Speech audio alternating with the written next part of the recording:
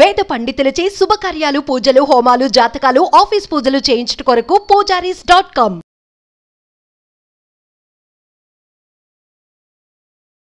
నమస్తే, welcome to Suman TV. నేను మీ యామిని. ప్రస్తుతం మనతో ఉన్నారు ప్రముఖ జ్యోతిష్య వాస్తు పండితులు, జ్యోతిష్య శిక్షణ నిపుణులు, లలితాదేవి అమ్మవారి ఉపాసకులు బ్రహ్మశ్రీ నానాజీ పట్నాయక్ గారు ఉన్నారు. మరి గురుగారితో మాట్లాడి 12 రాశుల వారికి సంబంధించి కుజ శుక్ర కేతు కలయిక వల్ల ఏ విధంగా ఉంటుంది, ఈ విషయాల గురించి అడిగి తెలుసుకుందాం. నమస్కారం గురుగారు. శ్రీమాత్రే నమః. గురుగారు, ఇప్పుడు మనకి కుజ శుక్ర కేతు కలయిక వల్ల వృశ్చిక రాశి వారికి ఏ విధంగా ఉంటుంది? అమ్మా, అయితే ఇది కలయిక అంటే ఒక రాశిలో కలయిక కాదు, 2 బుధ రాశుల్లో ఉండడం కూడా ఒక కలయిక కింద తీసుకుంటాం.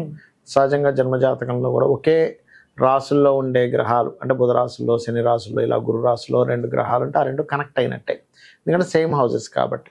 ఆ రకంగా కుజుడు, ఇది జైమిని ఆస్ట్రాలజీలో ఉండే ఫార్ములా. ఇది కుజుడు పర్టికులర్గా మిథునంలో ఉంటూ కన్యా రాశి అంటే ఇంకొక బుధ రాశిలో ఉన్నటువంటి శుక్ర కేతువుల్ని వీక్షిస్తున్నాడు.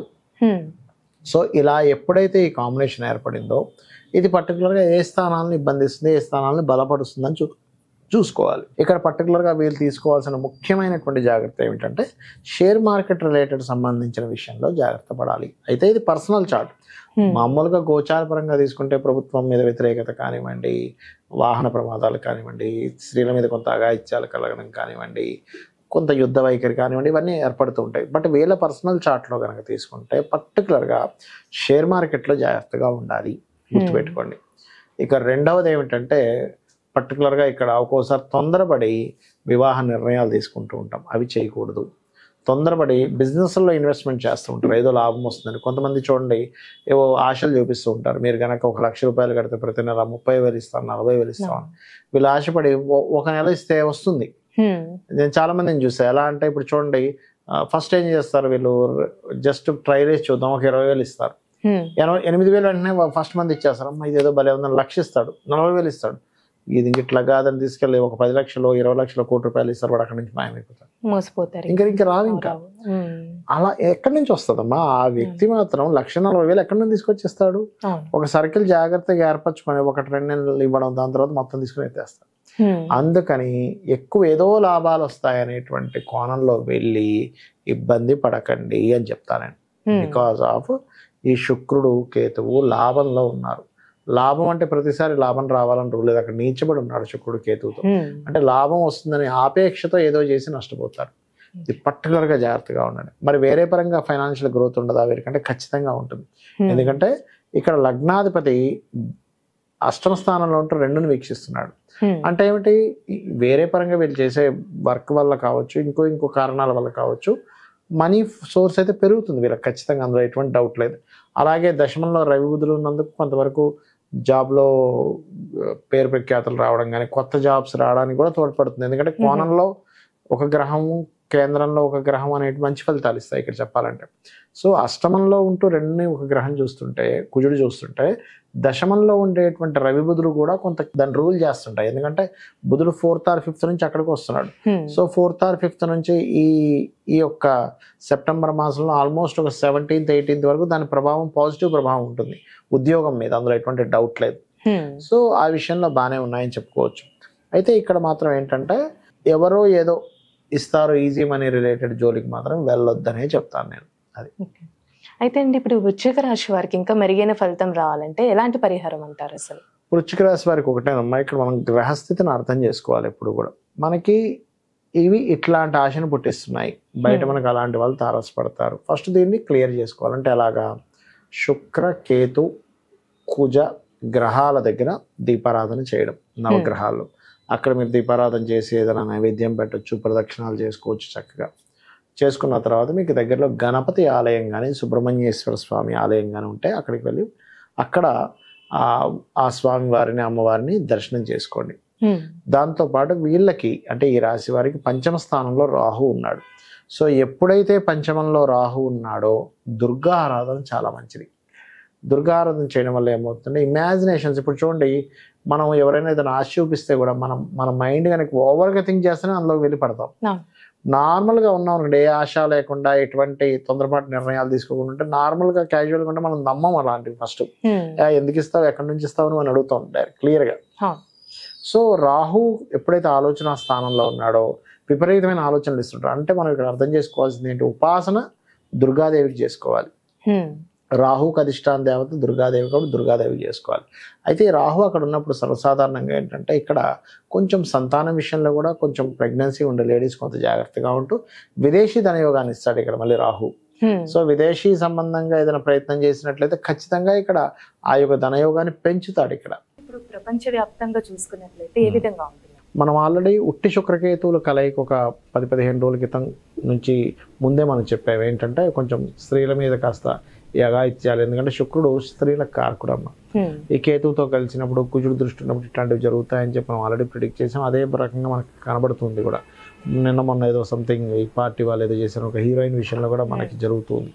అంటే ఏమిటంటే దీని ప్రభావం ఇంకో 18 రోజుల వరకు దీని ప్రభావం ఉంటుంది. అదేవిధంగా ఈ కుజుడు ఇప్పుడు ఈ మిథునంలో ఉండడం కాకుండా నెక్స్ట్ సెప్టెంబర్ 20కి కర్కాటకంలో కూడా వెళ్తాడు. అప్పుడు ఆ కుజుడు శుక్రుడిని కాకుండా శుక్రుడి సంబంధం కాకుండా అక్కడ శని సంబంధం కూడా పెట్టుకుంటాడు. అందుకని అదొక 4-5 నెలల ప్రభావం ఉంటుంది. అంటే దీని ప్రభావం ఇప్పుడు ఓన్లీ శుక్రకుజ కేతువే కాకుండా ఇంకొక 5 to 6 months వరకు ఈ దేశవ్యాప్తంగా ఇప్పుడు ఆల్రెడీ కొన్ని యుద్ధాలు కూడా జరుగుతున్నాయి. సరే, దాని ప్రభావం పెరుగుతూ ఉంటుంది. పెరగడము లేనట్లయితే కొన్ని అంటే ప్రభుత్వం కొన్ని డ్రాస్టిక్ నిర్ణయాలు తీసుకోవడం ద్వారా దాని యొక్క ప్రభావం పడడం, ఇట్లాంటివన్నీ కూడా ఉంటాయి. అంటే ప్రభుత్వం మీద వ్యతిరేకతనిచ్చేటువంటి గ్రహస్థితి నడుస్తుంది ప్రజెంట్ ఇప్పుడు. అందుకని ఏమవుద్ది, స్లోగా ప్రభుత్వం మీద వ్యతిరేకత ప్రారంభమవుద్ది. ఫస్ట్ ఏమో పాజిటివ్గా ఉంటుంది, దాని తర్వాత వ్యతిరేకత ప్రారంభమవుతుంది.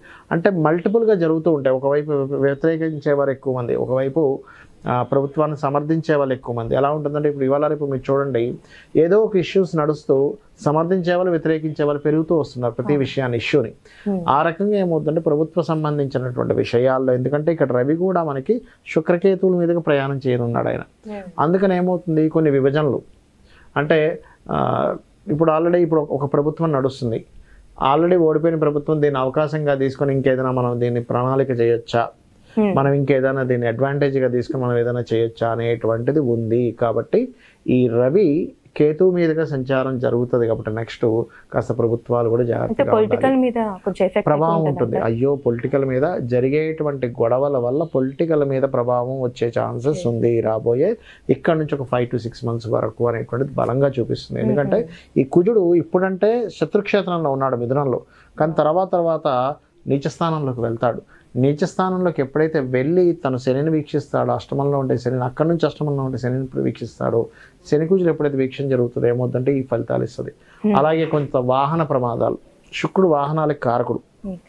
ఈ 18 రోజులు దాదాపుగా మనకి సెప్టెంబర్ 18th వరకు కొంచెం వాహనాల విషయంలో, అది ట్రైన్లు కావచ్చు, బస్సులు కావచ్చు, కొంచెం ప్రయాణాలు చేసేటప్పుడు కొంత జాగ్రత్తగా ఉండాలి. సడన్గా ఉన్నటువంటి ఏదైనా ఒక రాజులు ప్రయాణించేదంటే ఇప్పుడు సీఎంలు పిఎంలు ఉన్నారు, వాళ్ళు ప్రయాణించేటువంటి వాహనాలు కూడా కొన్ని చెడిపోవడం సడన్గా ఇట్లాంటివి జరుగుతూ ఉంటాయి. ఇవి కొంచెం పర్టికులర్గా చూసుకోవాలి. ఏది 18th వరకు పర్టికులర్గా ఈ సీఎంలు కావచ్చు, పిఎంలు కావచ్చు, ఎమ్మెల్యేలు ఎంపీలు కావచ్చు, వీళ్ళు ప్రయాణించేటువంటి దాంట్లో మరి వీళ్ళందరికీ కూడా ఇబ్బంది కలగకుండా ఉండాలంటే ఏం చేయాలి? మెయిన్ ఆస్ట్రాలజీ యొక్క మెయిన్ ఉద్దేశమే అది. అంటే ఏంటి, మీకు ఇలా ఉంది కాబట్టి దీన్ని ఎట్లాగా అధిగమించాలి చూసుకున్నట్లయితే ముఖ్యంగా నవగ్రహాల్లో శుక్ర, కేతు, కుజ, శని, ఈ 4 గ్రహాలు గుర్తుపెట్టుకోండి. శుక్ర, కేతు, కుజ, శని, వీలైతే రాహు. మెయిన్గా అయితే ఈ మేజర్గా ఈ 4 గ్రహాల దగ్గర దీపారాధన చేయాలి. రెండవది ఏంటంటే అమ్మవారి యొక్క ఆరాధన, అందులో ముఖ్యంగా లలితా అమ్మవారి యొక్క ఆరాధన, గణపతి యొక్క స్తోత్ర పఠనము, సుబ్రహ్మణ్యేశ్వర స్వామి ఆరాధన చేయడము. బయటికి వెళ్ళే ముందు వీలైతే ఏదైనా ఇంపార్టెంట్ వర్క్స్కి వెళ్తున్నప్పుడు కొంత చండీ పారాయణం వినడము, లేనట్లయితే ఓం దుర్గాయ నమః అనే నామస్మరణ చేయడము, ఇలాంటివి కనుక చేసుకున్నట్లయితే బాగుంటుంది. అయితే కొంతమందికి ఇందులో మనం ఇప్పుడు రాశి ఫలాలకు సంబంధించిన ఒక్కొక్క రాశి చెప్పుకున్నాం, కానీ కొంతమందికి రాశి తెలియదు. అలాంటి వారు కూడా ఇప్పుడు నేను చెప్పినటువంటి దానాలు ఇచ్చుకుంటూ, అంటే ఈ దీపారాధన చేయడము, వీలైతే గోవులకి గ్రాసం ఉంటుంది, గ్రాసము, తీపి చపాతీలు అంటారు, అంటే తేనె పూసిన చపాతీలు తినిపించడము, అదేవిధంగా క్యారెట్స్ తినిపించడము చేసినట్లయితే వాళ్ళ లైఫ్లో వాళ్ళకి తెలియదు కదా, వాళ్ళ లగ్నం ఏంటో తెలియదు, రాశి ఏంటో తెలియదు, వాళ్ళు రాయలేదు. అలాంటిప్పుడు మరి గ్రహస్థితి వచ్చింది ఎలా ఉంటుంది అని డౌట్ వస్తుంది. ఈ పరిహారం కనుక చేసుకున్నట్లయితే ఇబ్బంది అనేటువంటిది రాదు. ఈ విధంగా చేసుకోవచ్చు. తెలిసిన వాళ్ళకి ఆ పర్టికులర్ అంశాల్లో జాగ్రత్తగా ఉండాలి. నేను చెప్పేది ఒకటే, ఈ శుక్రుడు మారే వరకు కూడా స్త్రీలను ఒంటరిగా కొన్ని ప్రదేశాలకు వెళ్ళినప్పుడు ఇబ్బంది ఉంటుంది అన్నప్పుడు కొంచెం జాగ్రత్తగా ఉండడం మంచిది. చాలా చక్కగా తెలియజేశారు గురుగారు, ధన్యవాదాలండి. శ్రీమాత్రే నమః. సుమన్ టీవీలో మీ పర్సనల్ అండ్ బిజినెస్ ప్రమోషన్స్ కోసం కింది నెంబర్కి కాంటాక్ట్ చేయండి.